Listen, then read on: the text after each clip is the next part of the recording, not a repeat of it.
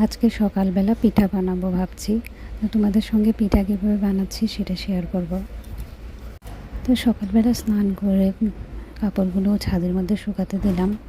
তারপর এসে দেখি মা তো পিঠা বানানো সব কিছু তৈরি করে নিয়েছে।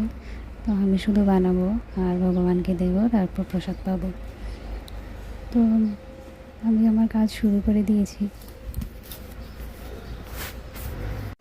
যতটুকু সময়ের মধ্যে মানে রান্নাটা হবে ততটুকু সময় আমি আর্নিকটাও করে নেব, মানে সন্ধ্যা করতে হয়তো আমাদের দিনে দুবেলা।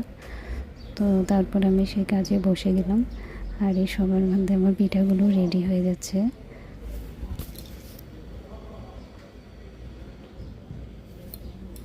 কালকে আসলে নেটের মধ্যে দেখলাম একজন পিঠা মানে খাচ্ছিল, তো সেটা আমার ভালো লেগেছে, তাই আমি ভাবলাম আমি আজকে নিজেও বানাই। থ্যাংক ইউ দেখার জন্য। রাধে রাধে। এটা আজকে সকালের প্রসাদ ছিল।